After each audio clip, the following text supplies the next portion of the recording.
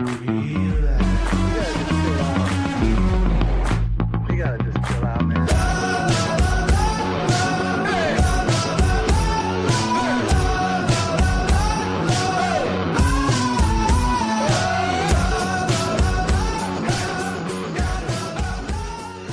Pittsburgh Steeler fans, and welcome back to another episode of the Scho Bro Show. This is Steel Curd Network's Dave Schofield coming at you back this week. It's Tuesday night. It's after 9:15. It's just what happened tonight. Where else would you rather be as Steelers fans? And with me as always, except when he's not, is my big brother, Rich. Rich, how are you doing on this eve of the official New Year coming tomorrow? Nothing to talk about. Short show. Good night, everybody. Good night, everyone. Good night. Yeah, there's just nothing going on here in Steelers Nation. Hey, before we get into the topic, the topic tonight is we're going to be rating. We're not going to grade because we'll talk why. We're not going to rank. We're going to rate the Steelers' current free agent additions and other free agent moves. We'll look at some of those. We're going to talk some other NFL news right off the bat too. But before we get into that, I have to say, here I am, Mr. Correcty Correctorson. Gotta correct something from last week's show that I wasn't here for. You ready for this one? No, but you're not going to listen to me anyway. So Emmanuel Sanders was not transition tagged. He was a restricted free agent because he was drafted in 2010 before the 2011 new collective bargaining CBA agreement. And to be an unrestricted free agent, you had to have 4 years in. And because his contract was before that and it was signed for only 3 years, he was a restricted free agent. So you're right. It was something weird that doesn't normally happen. That's what it was. And honestly, I don't know if I'd have known that in the moment. I had to go look it up. While I listened to your show. I want to thank both you and Bad for filling in last week. I enjoyed listening to that show. I didn't catch it live, but I did listen to it on the audio side. I think we got a couple things to talk about, don't you, Big Bro? I guess. Okay, well, let's go ahead and talk about the biggest non-Steelers news that's happened, within the last, 90 minutes or so when this went down, I think, maybe, perhaps. And that was, I still don't know how I feel about this, but that was the blockbuster trade between the Baltimore Ravens and the Las Vegas Raiders. The Ravens have backed out of the deal. They have rescinded the deal. They say it's due to medical concerns from the physical that apparently happened today. The Ravens were set to send 2 first-rounders to the Raiders. That whole move sent ripple effects through everything throughout free agency. And now that it's not there, you're going to see ripple effects otherwise. Yeah. When you saw that news come across, I don't know about you, I was in a meeting, so I saw it come across our Slack channel. I didn't see it somewhere else first. What was your first thoughts there? My first thoughts there were, is it really that bad for Max Starks? Is there really something that much fit? That's what I mean. Sorry, I'm saying wrong. Max. Sorry, Steelers on the brain, not Raiders. No, because I just actually looked up the 2 Steelers that have been given the transition tag, and one of them was Max Starks. One of them was Max Starks, and the other one was Jason Worlds. Yeah, yep, that's what I thought it was. Yep. Anyway, so Max Crosby, is he really that bad? Was it the case that it was that bad, or did the Ravens stop and look or hear people yelling, giving up 2 first, and they just found a convenient way to nix the deal?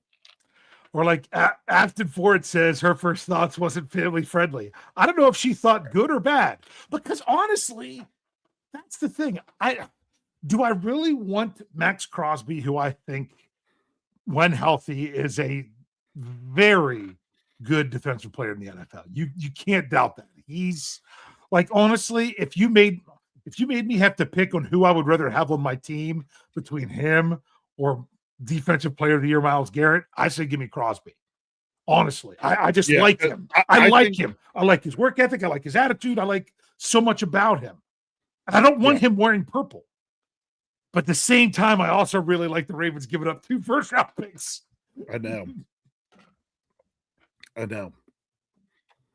And I really honestly think that just after that was announced, the front office started hearing rumblings and grumblings, and like I said, just found an easy out and took it. Yeah. That wouldn't surprise me. Although that would have been more of a Wang Harbs thing to do, and he's not there anymore. Yeah, honestly, not a good look. No, it's not. For a new regime. It's not. I mean, just because this is a good reminder to Steelers fans.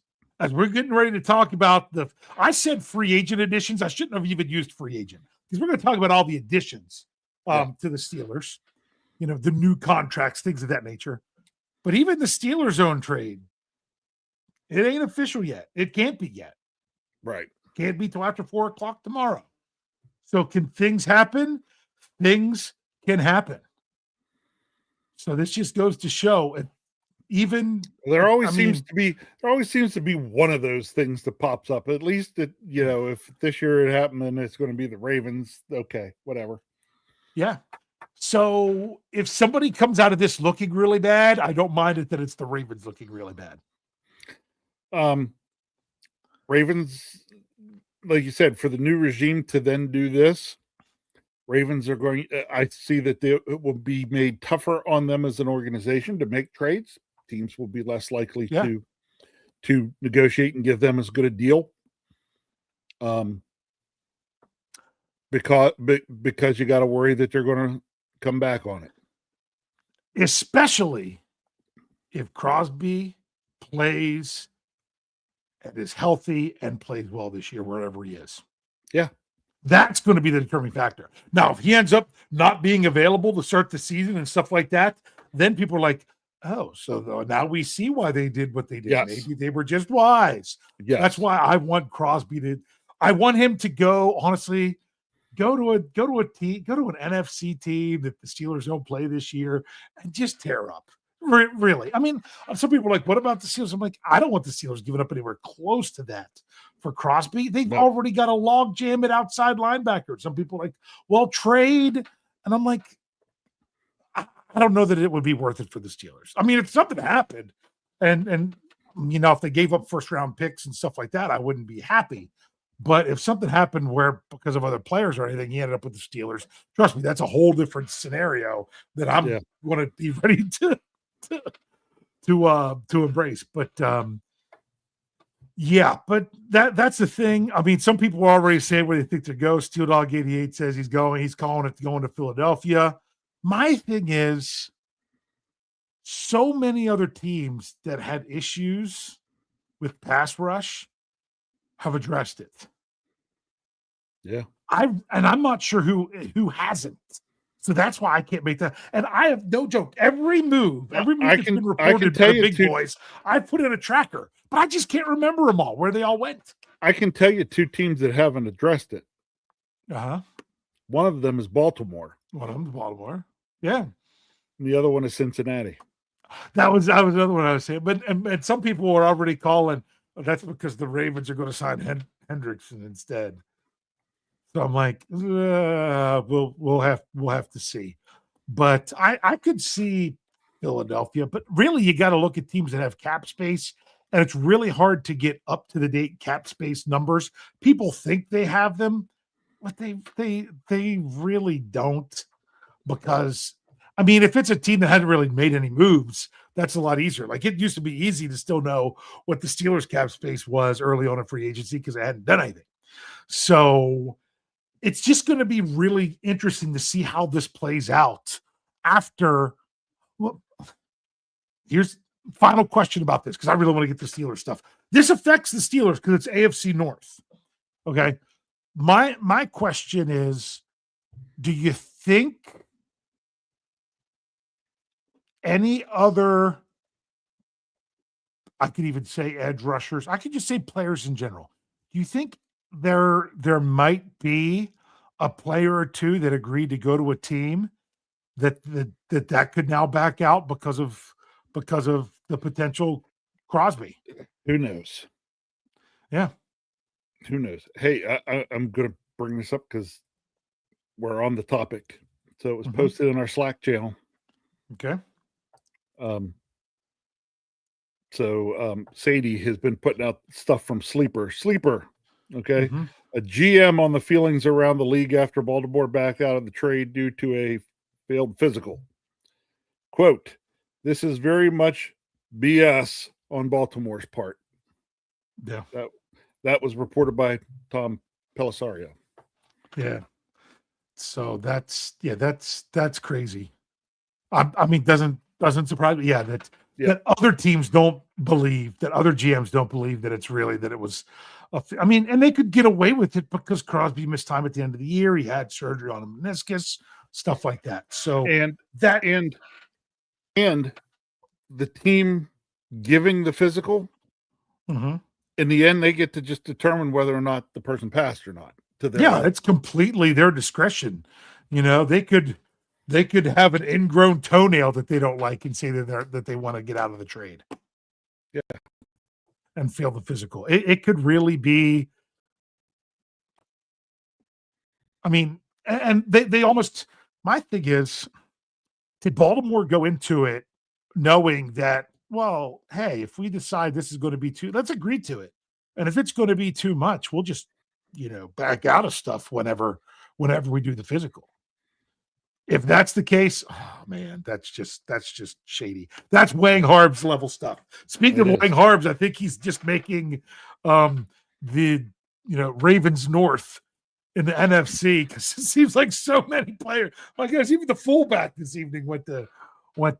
That was right before the Crosby news broke that the fullback from Baltimore is going to the Giants, but that's kind of crazy. Hey, hey, if Baltimore's struggling, I don't mind. Really don't mind. So yeah, that's just some interesting stuff. Let's get to the Steelers. That was come on. We gotta get the Steelers. We did. And the thing is, we said we're going to rank these moves. We're basically going to come up with categories that we feel like are pretty cool and say that's the category we're putting it in. That's what we're, there's really no rhyme or reason to what we have to say. I just don't like saying grading because I don't think you can grade a move until a player actually plays. So, or at least practices or goes to mini camp or something. Is this legit? I got to see if that's from a different source, because we just had in our breaking news channel that the Steelers. Well, Betts is about to put something. So let's see. He says that, Betts is from his Ricky guy. His Ricky guy. Who has been nailing them, by the way. No, he missed one of them. Well, he did miss one. He says that Kyler Murray is deciding between the Vikings and Steelers and is leading towards the Vikings. I only heard Vikings. I never heard Steelers. Yeah. But yeah, the Steelers just signed a guard/center from the Cowboys. We're just talking about this now. It's breaking news. Yep, breaking news. It's breaking news. It's funny because Matt Cat said it was legit. Yeah, we got it from multiple sources here. Yep, we do. That it's center guard Brock Hoffman. It's funny because Jeff Hartman just put in our Slack channel, and he wouldn't have a credible source of the Brock Hoffman news. So if anybody, Dave, I'll let you respond in there and tell him that Matt Cat 49 reported it, so it's good. It's from the Schultz. Oh, there we go. Jordan Schultz got one out there. 1 year, $2.5 million. And the thing is, it makes sense. Someone from the Cowboys, he played for McCarthy. He played for McCarthy. So started 14 games over the last 2 seasons, proven to be valuable depth piece at center and guard. So the question is this someone who's your penciled in starter, or is this somebody that they'll say, hey, we have Spencer Anderson that we think could maybe play guard. This gives a legit, battle for the position, maybe, if they think that it might be Anderson. So Oh, and there goes, and Betch just put it in there that his Ricky Scoops guy, whoever it is saying Hendrickson's going to the Ravens, but we'll see how that plays out. But hey, so there we go. We're going to kind of process that breaking news. The Steelers now have another offensive lineman. Don't know a lot about him, so we might save that a little bit more towards the end. Here we go. You ready? Let's start ranking these, or else if we don't get started, whatever, we're gonna get done. All right, let's get them. So right off the bat, it was we're going to take things in order as they came, right? Yep, we're going to try to do things in order as they came, if I can recall. Okay, because the very first one was the Steelers signed Asante Samuel Jr. to a 1-year contract, $4 million. Rich, how do you rank that? Or, when I say rank, just kind of classify it, whatever you want to say about it. Okay. So really for me, that was a move I was hoping they would do. It was a fairly small sample size of Asante Samuel Jr. last year, but I was okay with the sample that I saw. Thought we might be able to get another 1-year deal out of it for him because he didn't really get to showcase a whole lot last year. And so I really very much liked that re-signing. Yeah, to me, the category that I would put that in is nice, prove-it deal for both sides. Yeah. 1 year, $4 million isn't breaking the bank. There's going to be no dead money with it if he moves on. That's a nice prove-it deal to go out there. Maybe he plays a lot for the Steelers. Maybe he doesn't play as much. If he does play a lot, that's fine. And if he doesn't, it's not like they completely broke the bank. I just thought that was a nice. I'll call that. I'll put that one. I'll rate that as a safe signing. Is the best way that I would really like to say about that one. Yeah, and like I said, it really made me happy because I wanted to see him in black and gold a little more because we only got a little bit of it last year. So, yeah, you're right. So, moving on here. After that was the signing of Cole Holcomb to a 2-year deal. Where'd you put that signing there for the Steelers? I put that was a feel good moment. Mm-hmm. Okay. Because he came back last year after having the injury and he played all right in, I don't know if I want to say limited snaps, rotational snaps. Yeah, putting him in the right situation to be successful. Correct. And they didn't push him too hard coming out of the injury. Like, it really allowed him to get back into football because they weren't trying to thrust him right back into huge numbers of snaps. Yeah. So to me, this feels good. It's a nice, he's a guy that right now is probably more of a depth piece, more of a rotational guy. Yeah. But put in the right situation or the wrong types of injuries going on, he can play more snaps. Yeah. Yeah, I think you're exactly right. Yeah, to me, this is the reminder. I had to put this in the Slack channel again today. This is the reminder to all of Steelers Nation. Not every signing is a player who's meant to be a starter. Correct. Because right there, people are like, oh, there goes Patrick Queen. I'm like, really? Does that really mean that? Oh, they were both on the team. They were both on the team last year. Maybe Malik Harrison, but they're fine keeping those guys too. Yeah. So don't freaking panic when you see a signing and think, oh my goodness, that means this is what they're going to do. Not necessarily, especially with our own guys. They could be coming back to the same exact role they had last year. Or they could Cole Holcomb became more of a special teams guy last year. He was a special teams guy, rotation in. I mean, he had some really nice plays at inside linebacker last year. He just didn't play nearly the snaps he had played when he was first year. Because I think they put him out there in the right situations. They played him very well situationally. Which sometimes is not the easiest thing to do with defenders. I mean, that's what the Steelers tried to do for years with Mark Robinson. And as soon as teams would see him on the field, they're like, nope, time to pass. Yep. So yeah. So that's how I found how I feel about Cole Holcomb. All right. Here's what we're going to do.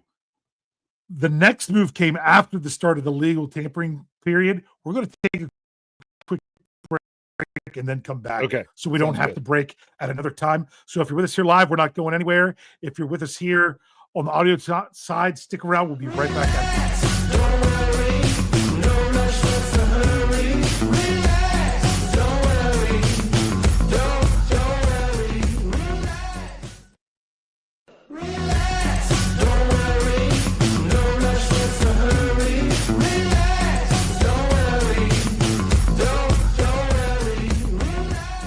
All right, we got to relax. Don't worry. We're going to get back into rating the Steelers' acquisitions that they've had so far this week. Matt Cat asked a good question.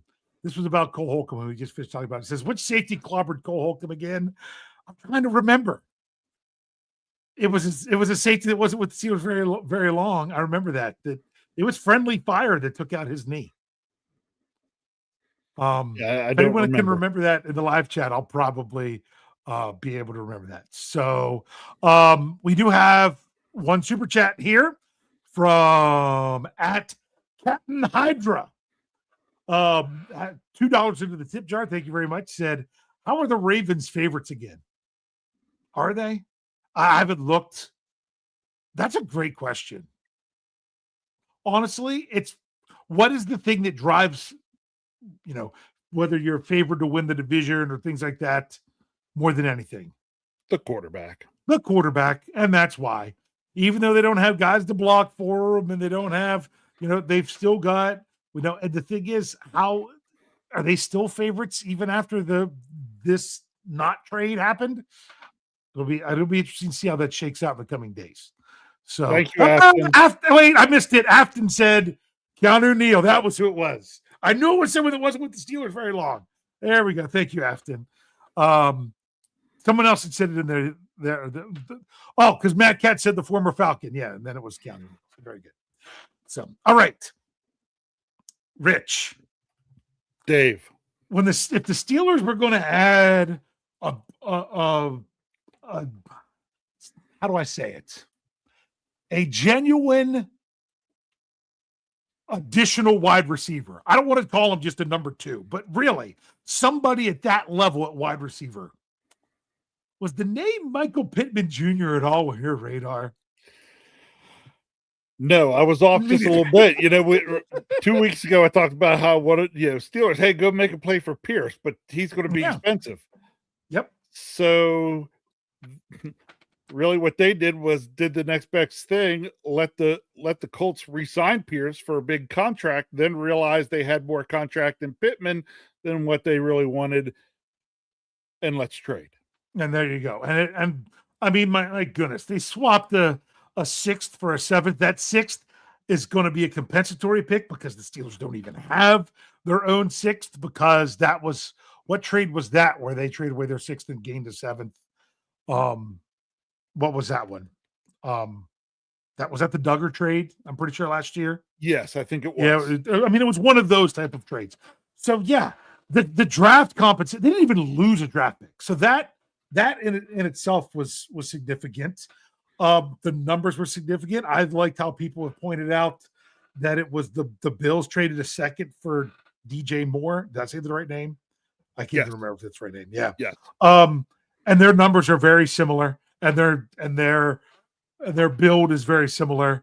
And the Bills pay a 2nd round pick for their receiver, and the Steelers traded up 6th for a 7th. So how would you rate that? To me, that really came down to the Colts weren't going to have much choice. This was a salary cap hit. Yeah. So instead of cutting Pittman, releasing him full out, they were like, well, let's see if anybody will do anything for it. Yep.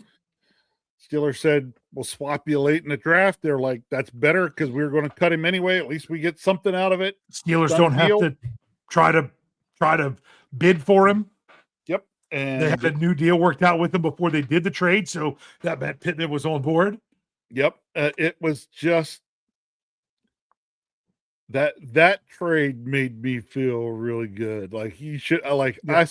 I spent yesterday the big grin on my face, just thinking, there goes Khan again.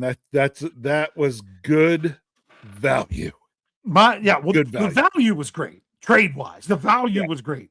You can make an argument of whether or not you like the salary or not. To me, that's TBD. That all depends on how he plays.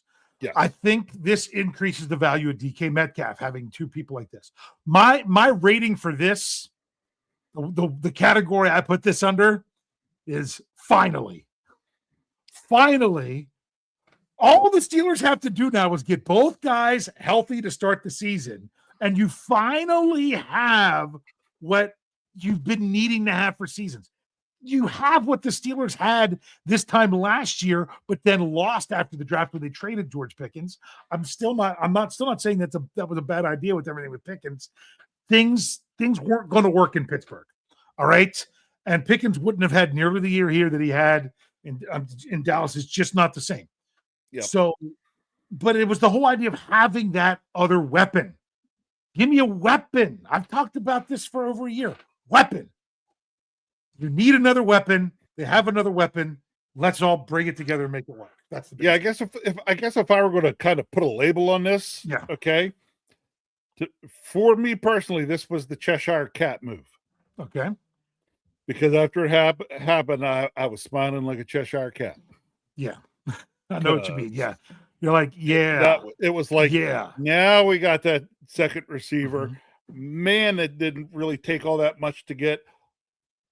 I mean, when you think about it, what the Steelers did there was way better than going out and chasing one of the top two wide receivers in terms of in terms of what they'd have had to pay one of those guys. We're not, I don't think we're in as deep as we'd have been doing that. So overall, I was very, very, very happy that this got done and done early. Yeah. That you knew you didn't have to get frustrated that these other wide receivers were going off the board and the Steelers weren't doing anything. This was all about, I said this in the Break News podcast. It felt like what this was about was the Colts needed to get Pierce locked in, and then they needed to do something with Pittman. And part of the reason that the Colts could do this with Pierce is because the Steelers were going to trade for Pittman. Yes. So that's just I think some of those back channels were already there, that this deal was probably a couple weeks of the GMs talking. And because I don't think they'd have locked Pierce in at the level at the pay they did if they didn't have this deal done.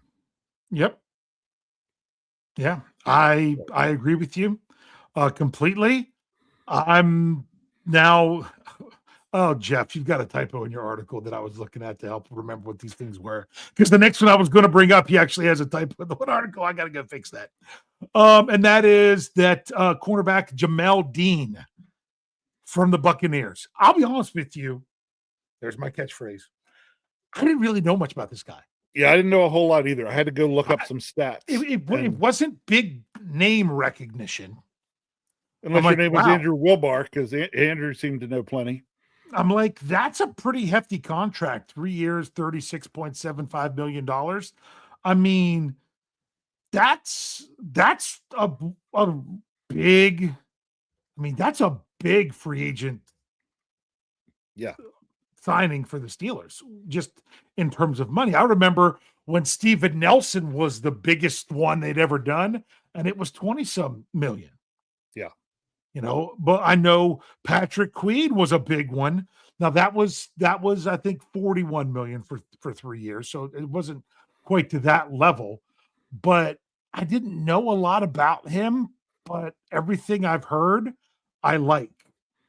So, I find it ironic. He's had 2 career pick sixes. One was of Aaron Rodgers. The other was of Justin Fields. Nice. So I thought that was interesting.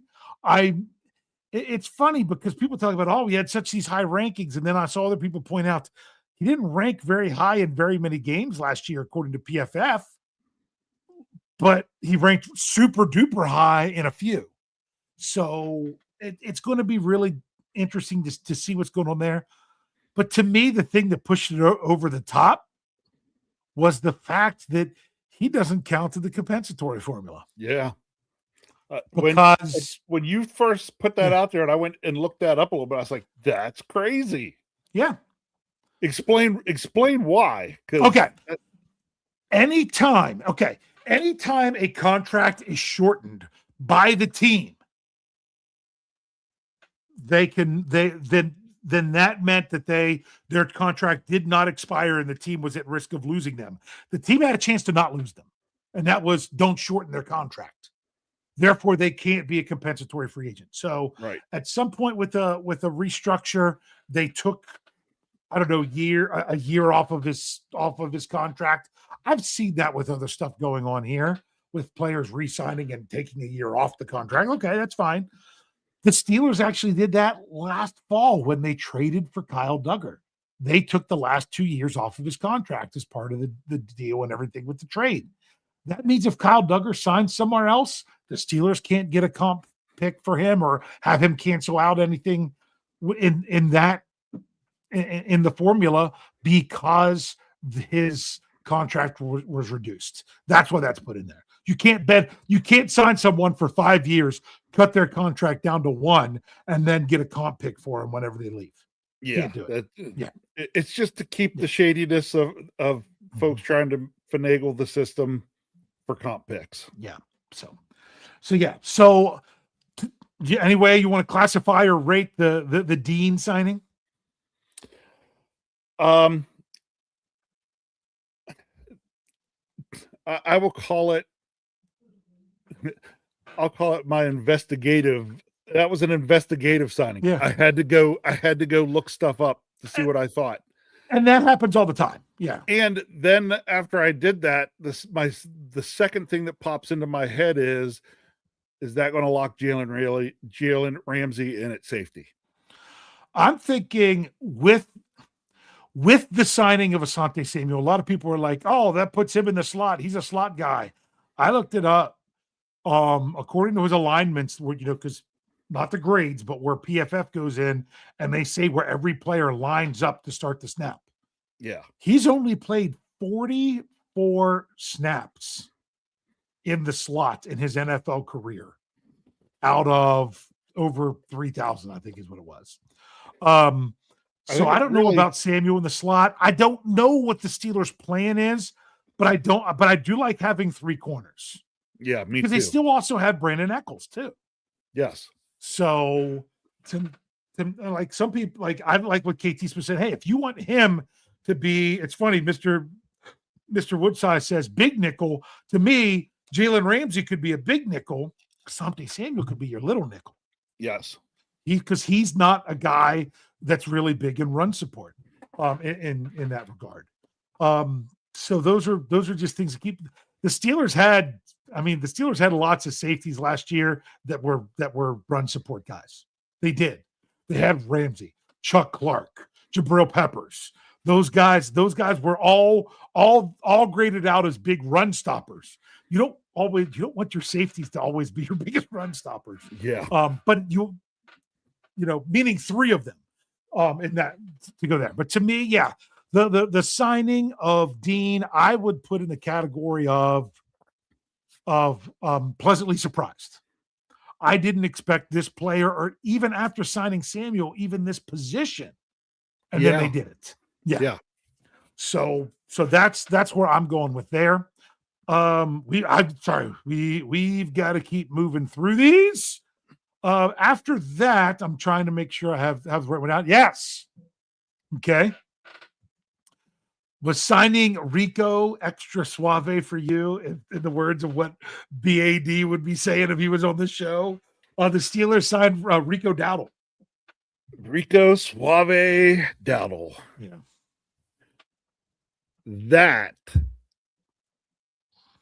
That was a shock. Shock? What? No, not a shock. I kind of whooped over that one. Yeah. So I was working on my Jeep at the time, and it popped through, and then I had to get it here and tell Kyle and Warren about it. Yeah. That was one of those that, well, first of all, things don't work this way for Jeff Hartman. Jeff doesn't want a guy, and the Steelers actually get the guy. Jeff wanted that guy. So I'm really happy for Jeff. Good old Jefferson Hartman. He got the W on that one. I knew he was really excited. And what I honestly, to me, that what made that one even nicer, can't believe they got him for a little bit less than what Kenneth Gainwell ended up getting. Right. So now, good for Gainwell for going and get that. Yeah, I'm really and we'll kind of lump those together, the guys that were gone a little bit. So, but to me, I think Dowdle is. I think he's much more proven than Gainwell. And to me, when you pair him and Jaylen Warren, it makes the Steelers' running game much more physical. Yeah, I was going to say it feels more imposing. Yes, Gainwell is a good runner, and I'm not trying to take away anything he does with the ball. To me, he's a Swiss Army knife. That's what Gainwell is. Yeah, but you're looking at a couple guys then in Dowdle and Warren that can put it this way: when one guy's in or the other guy's in, either one of those guys is trying to put hurt on people. Well, and exactly. And my thing is with Jaylen Warren, it's how many times did we see some nifty things from him when he was catching passes? Now, nothing tops the Kenny G touchdown catch against the Lions. Nothing's going to top that. Kenny Gainwell is a phenomenal receiver out of the backfield, maybe the best in football. But the thing is, Jaylen Warren is really good too. Right. But I think about Gainwell, and I'm like, man, he's right up there with CMC when it comes to being able to catch and what he can do with the football. Yeah, as a pass catcher. not as physically run you over as much as I would think from I don't know. I would, let's just say this: if you were a safety and someone catches the ball, who are you going to be more likely to make a business decision against? CMC or Kenny Gainwell or Kenny G? Or would you not even with either of them? Oh no, yeah. I'm not afraid. I don't think folks are that afraid to hit either one of those guys. They're just not real easy to hit. Yes. So yeah. So but so to me, the one thing I am saying is having a different running back and allowing Jaylen Warren to get more of those receptions. It made sense that Gainwell got them over Warren because he's really, really good at it. But Warren's really good at it. He's just might not have been really, really good at it. So it's one of those things that you had two backs that had a really nice strength and really only enough reps with that to give them mainly to one. Yes. So I don't know if that's making much sense or not. But to me, what did we say what our rating was for Dowdle? Mine was a whoop. Yeah, yours was a whoop. Mine was an oh yeah, something like that. Because that one was one I didn't expect that I didn't feel like they had to go get a running back of that degree in free agency, but I'm glad they did. Yeah, that was my thought, is that they went, if you looked at the free agents, he was the top 3 or 4 guy. Dowdle was. Like, really, it was a couple of the lists I saw, it was like either him then Gainwell or Gainwell then him. So they were like both pretty much bunched together. So it basically, and we're just going to with McCarthy, where he had his most success. So yeah. Yes. Then we go into the Steelers. The last move from yesterday was that they re-signed. I'm going to pronounce the name the way I always have. I don't know if it's right or not, but I always say it's as Esezi Otemueyo. I don't know if I'm doing the right emphasis on the right syllable in the last name, but I'm just going to go with it because it's what I'm used to. The thing with him This is what people may not realize. He was a restricted free agent. The Steelers have 4 restricted free agents. They are Corliss Waitman. There'll be a little bit more about him later. Jeremiah Moon, Cesio Tamueo, and Ryan McCollum. But in order to keep them, you have to tender them. And that tender is not necessarily cheap. I didn't even look up what it was this year because I didn't think the Steelers should tender any of those guys. And signing to a 1-year deal before the deadline to tender, which is 4:00 tomorrow, I think that's just one of those good, solid depth moves to bring him back without having to spend a bunch of money on the restricted free agent tender. I was good with that one. And he's a guy played limited snaps, was really just, that quick breather here and there kind of guy. But man, he had impact when he was in the games. Like, announcers were saying his name. And some of those games that were on national TV, it was fun listening to, the likes of, Al Michaels trying to, get the guy's name right. He was a guy that snuck onto the roster because he was playing so well. I mean, it helped that like Dean Lowry got hurt and stuff like that. Yeah. But he was a guy, you didn't have him making the 53-man roster before training camp started. No way. No. And then he played well enough that they kept him around. I'm like, oh, well, this is a guy. He's just going to be a guy to have around as extra depth on the defensive line while they're dealing with some injury stuff. Derek Harmon wasn't there to start the year, but he'll be the guy that's inactive, and when they need another roster spot, he'll probably get cut. I said that during the season. And then he just starts playing better. Yeah. Loudermilk goes down and everything. And he did, and it's not like he was like, oh wow, look how great he was. But he wasn't getting blown up when you had to put him on the field. Wasn't getting blown up. You saw him fighting through blocks, making some tackles, just kept the motor going.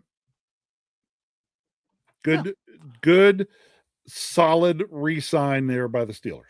And to me, that my rating there is wise. Yep. So, that's just. And you have one there? Or anything you want to say? Well, you said wise, but mine was solid. Just solid. There you go. Solid. There you go. Solid re-signing. Yes. So then, I mean, I'll wait and talk about the players that left. We'll lump them together at one last thing at the end, because there was 2 moves today. They weren't as big. One of them happened literally during our show. Before the show, the Steelers signed back punter Cameron Johnston to a 1-year contract. Yes. Remember, he was in a camp battle with Corliss Waitman last year. Yep. Could they sign back Corliss Waitman and let them battle it out again? Sure. But to me, this rating, to me, I just say is healthy. Was he not really healthy enough to win that job last year? I don't even know if they'll have a competition or not. Yeah, don't know. But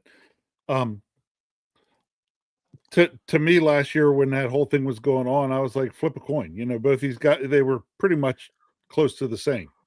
Mm-hmm. And now that as everybody keeps talking there, our punter Bill Burr is now back with the Steelers. If Waitman's back, they could battle it out again. And to me, it's probably a flip a coin. So yeah. I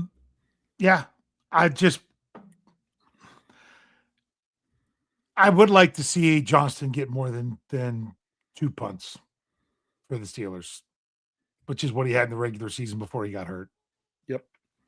The year before last. So we'll see that. And the last one was, like I said, happened during the show. That is center/guard Brock Hoffman. That's a 1-year, $2.5 million deal. That's relatively cheap. That's generally, I said this before free agency, look at how much they signed them for, and that's going to tell you really what their role is. That is reserve money. Wouldn't you say that? Yeah, that is veteran reserve money. Yeah. And but the other thing I was thinking about though, Dave, is it's hey, we're not. It's another Steeler kind of move where it's we're not going to roll in to the draft shorthanded somewhere. Yeah. To where we have to do something. And I think that piece just goes back into that mindset. Yeah. And a question that Jeff Hartman brought up is like, okay, what does this mean for Ryan McCullum? Well, he's a restricted free agent. This tells me they're not going to tender him. I don't think they would have anyway. I just looked it up. The original round / right of first refusal is almost $3.5 million. So this is less than what a restricted free agent tender would be that they just signed. I can't remember his name. I clicked off the screen. Hoffman. There we go. So now, could the Steelers still bring back Ryan McCullum? They could. I don't see it as a restricted free agent tender. I would see it more on like probably just a minimum or close to minimum deal for a season. Yep. So, but it wouldn't be shocked one way or the other. But to me, yeah, this is. I said it before. Maybe this is someone who could compete to start with Spencer Anderson. I don't know that this takes guard completely off the table. No, I don't. They could still have one in free agent to the draft. So yeah, so that's why I would say. But it's you don't have to. Yep. So my rating here is competitive depth. Right, you can compete for a starting job with depth. Then real quick, mentioning the players that the Steelers lost. If there's anything you want to say about them, we already mentioned Kenny Gainwell going to Tampa Bay on a 2-year deal.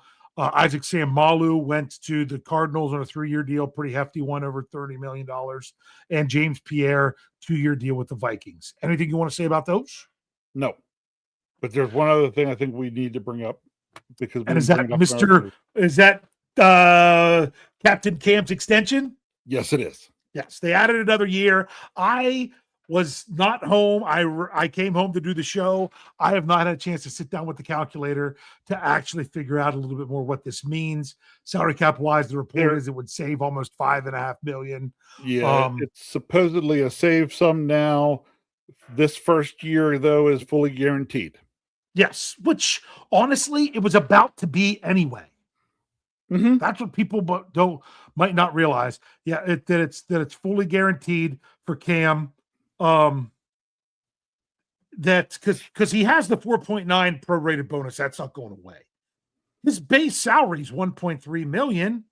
He was due a $12.95 million roster bonus, like the end of this week or the beginning of next week. I don't know the exact date of it. Yeah. That's what it was going to be. So that was going to be guaranteed anyway because he was going to get paid. So now they do it in this way. They add on another year. What I want to calculate is how much that is for the next year. Is it going to be the same setup with another roster bonus? Bottom line is, whenever Cam goes, there's going to be some dead money. Chances are there's going to be some dead money into the next year. If this is Cam's last year this year, then there'll be some of that dead money into the next year. But not a killer.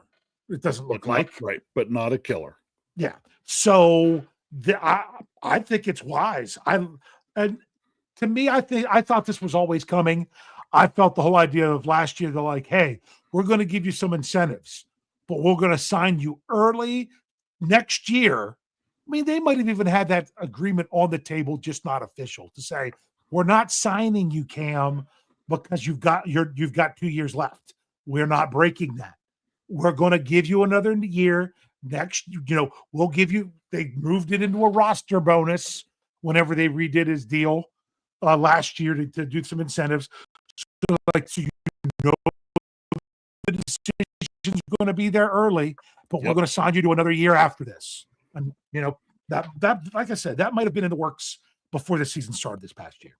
I don't know, but to me, I love it. I like that they did that. Yes, I thought it was a good move. It's the kind of moves and deals that Steelers and some of their more veteran players do. Yeah. So, It's when the relationship, the relationship, I'm guessing, between Omar Khan and Cam Hayward, his agent, everything is good. yeah. So they just get it done. Yeah. So they just get it done. And I mean, that's really early to get it done. That's really early for them to get it done before the league year even kicks off. That's not generally when those things happen. So that's why I like. All right, Rich, I'm going to start the timer for our 5 minutes of non-Steelers talk if we're going to squeeze it in because we're running over. You ready? Okay. Yep. All right. In honor of the beginning of the show, talking about Baltimore Ravens bailing out on Max Crosby, the deal, the retractor, where they were retracted the offer. The retractor. That's because he's the retractor. Okay, if you guys don't know what we're talking about, that's a Big Bang Theory reference. You ever been in that situation where you've had to like, you know what? I've committed to this, but unfortunately, I'm not going to be able to do it. Have you ever had anything in life that you've had to quote bail out on in that regard? I was in Max Crosby's position. Okay. Or the other way around. Yes. Yeah. Yes. Okay. Yeah. When I first moved back here and was still trying to be a teacher, interviewed for a position in the county next to ours. Basically was mine. But instead of just checking on my references, somebody in the county there was friends with somebody in the county I'd taught him before, who happened to be the math supervisor in the county I taught before, and the lady was a real, you know what? Yeah. And that lady badmouthed me to no end, and because of that, they came and said, "Because of this, we're pulling your offer." And I was like, "That's how you want to be?" And I basically it worked out better for you in the long run. I basically said this lady, I said, if you're going to ignore the other folks who are my references and what they had to say about me, but go on your own and do this, you're not the kind of person I want to work for anyway. Yeah. Yep. I know what you mean. My problem is I thought this was a good question, but I'm struggling to have an answer for myself because honestly, it drives me nuts when those kind of things happen. When somebody does that, like, I don't want to throw extended family under the bus, but somebody I'm related to, but you're not. We'll just put it in that regard.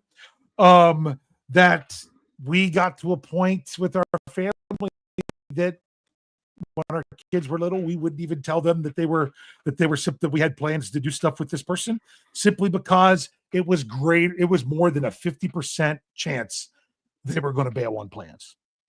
I keep having to remind my wife over and over again about this. I'm like, you can make all the plans you want, but they're going to back out of them. They're going to back out of them. Probably the biggest retractor I've ever done. The retractor was when we had paid the deposit to go on a cruise. First cruise with the family. Only cruise. We've never been on a cruise with the family otherwise. We were going on a cruise. We were going out of that putrid city that has a purple team, cruising out of there because it was close. And we were actually heading north. We were going to New England and Nova Scotia. I said this on one of our shows before. I can't remember if it was this or not about this cruise. But we ended up bailing out on it because we had to pay our deposit on Valentine's Day, or we had to pay the balance on Valentine's Day of 2020. And we said, and that's when they had already, been pulling back cruise ships and having, it wasn't a big thing yet they hadn't shut the country down yet, but there was big issues with cruise ships. They had cruise ships that were docked off the coast and they wouldn't let people back in because of sickness and everything with 2020. And we're like, this is going to be an issue. We're not paying the rest of this money. Can't we do it? Nope. They would not offer a refund. They would not allow us to push it out. And we said, we're going to whacked it. We're going to take the loss. We're not doing it. That's probably one of the biggest ones that I had down. So that was, I don't like when people, when things like that happen, when people say they're going to come through and then they don't, mainly. And I really don't like to do it to others. Understood. Yep. So, All right. We cut it 30 seconds short. That's good because we run late on time. Yes. Big question. Here's your big question.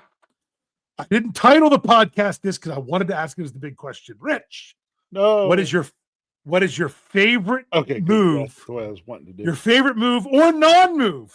You can think outside the box. Favorite move or non-move or anything by the Steelers so far here to get things kicked off for the 2026 season. It's tough. I've actually been Don't thinking about this because I was hoping that this was the final question, and you asked it the way I would ask it. And I really had this. I was debating between three, but I'm going to go ahead and take the one that I think is the lowest hanging fruit, and that was the trade for Michael Pittman Jr. Okay, that's a pretty good one. Just because the shock value, the trade to the trade 2 years in a row for receiver.